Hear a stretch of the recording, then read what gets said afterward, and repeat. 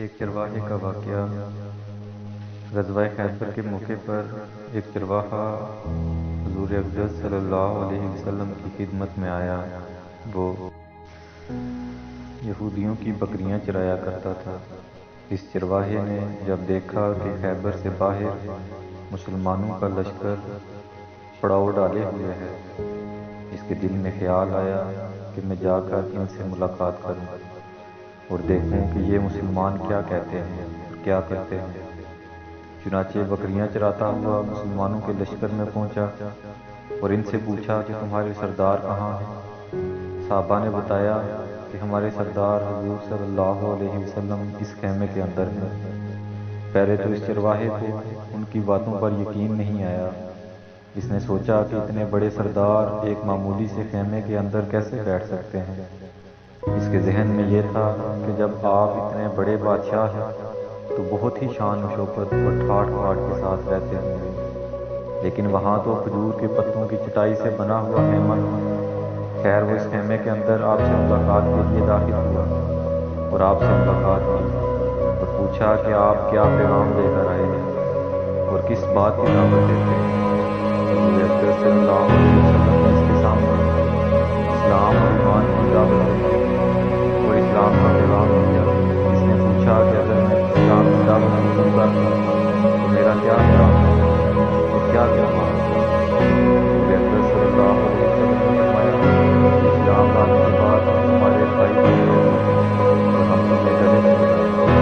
اس چرواہے نے کہا کہ آپ مجھ سے سوال کرتے ہیں، میں کہاں اور آپ کہاں؟ میں ایک معمولی سا چرواہا ہوں اور میں ایک سیاہ فام انسان ہوں۔ میرے بدن سے بدبو آ رہی ہے، ایسی حالت میں آپ مجھے کیسے گلے لگائیں گے؟ حضور اقدس صلی اللہ علیہ وسلم نے فرمایا کہ ہم تمہیں ضرور گلے سے لگائیں گے اور تمہارے جسم کی سیاہی کو اللہ تعالیٰ تابانی سے بدل دیں گے اور اللہ تعالیٰ تمہارے جسم سے اٹھنے والی بدبو کو خوشبو سے تبدیل کر دیں گے۔ یہ باتیں سن کر وہ فوراً مسلمان ہو گیا اور کلمہ شہادت اشہد ان لا الہ الا اللہ و اشہد ان محمد رسول اللہ پڑھ لیا۔ پھر حضور اقدس صلی اللہ علیہ وسلم سے پوچھا کہ یا رسول اللہ صلی اللہ علیہ وسلم، اب میں کیا کروں؟ آپ نے فرمایا کہ تم ایسے وقت پر ایمان لائے ہو کہ نہ تو اس وقت کسی نماز کا وقت ہے کہ تم سے نماز پڑھاؤں اور نہ ہی روزے کا زمانہ ہے کہ تم سے روزے رکھواؤں، زکوٰۃ تم پر فرض ہے۔ اس وقت تو صرف ایک ہی عبادت ہو رہی ہے جو تلوار کی چھاؤں میں جہاں مل جاتی ہے، وہ ہے جہاد فی سبیل اللہ۔ اس چرواہے نے کہا یا رسول اللہ صلی اللہ علیہ وسلم، میں اس جہاد میں شامل ہونا چاہتا ہوں، لیکن جو شخص جہاد میں شامل ہوتا ہے اس کے لیے دو میں سے ایک صورت ہوتی ہے، یا تو میں مر جاؤں مگر میں اس جہاد میں شہید ہو جاؤں تو آپ میری کوئی ضمانت لیجیے۔ حضور اقدس صلی اللہ علیہ وسلم نے فرمایا کہ میں اس بات کی ضمانت لیتا ہوں کہ اگر تم اس جہاد میں شہید ہو گئے تو اللہ تعالیٰ تمہیں جنت میں پہنچا دیں گے، تمہارے جسم کی بدبو کو خوشبو سے تبدیل فرما دیں گے اور تمہارے چہرے کی سیاہی کو سفیدی میں تبدیل فرما دیں گے۔ چونکہ وہ چرواہا یہودیوں کی بکریاں چراتا ہوا وہاں پہنچا تھا، اس لیے حضور اقدس صلی اللہ علیہ وسلم نے فرمایا کہ تم یہودیوں کی جو بکریاں لے کر آئے ہو ان کو جا کر واپس کرو، اس لیے کہ یہ بکریاں تمہارے پاس امانت ہیں۔ اس سے اندازہ لگائیں کہ جن لوگوں کے ساتھ جنگ ہو رہی ہے، جن کا محاصرہ کیا ہوا ہے، ان کا مال غنیمت ہے،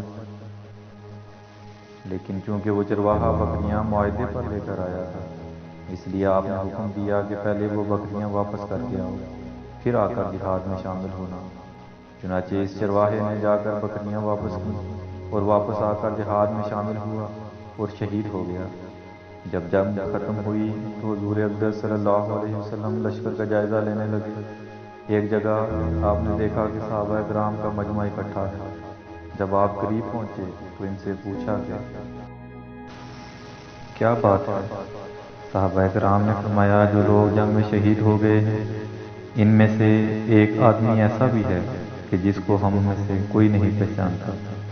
آپ نے فرمایا کہ مجھے دکھاؤ۔ جب آپ نے دیکھا تو فرمایا کہ تم اس شخص کو نہیں پہچانتے مگر میں اس شخص کو پہچانتا ہوں، یہ چرواہا ہے، اور یہ وہ عجیب و غریب بندہ ہے جس نے اللہ کی راہ میں ایک بھی سجدہ نہیں کیا، اور میں اس بات کی گواہی دیتا ہوں کہ اللہ تعالیٰ نے سیدھا اس کو جنت الفردوس میں پہنچا دیا ہے، اور میری آنکھیں دیکھ رہی ہیں کہ ملائکہ اس کو غسل دے رہے ہیں، اور اس کی سیاہی سفیدی میں تبدیل ہو گئی ہے، اور اس کی بدبو خوشبو سے تبدیل ہو گئی ہے۔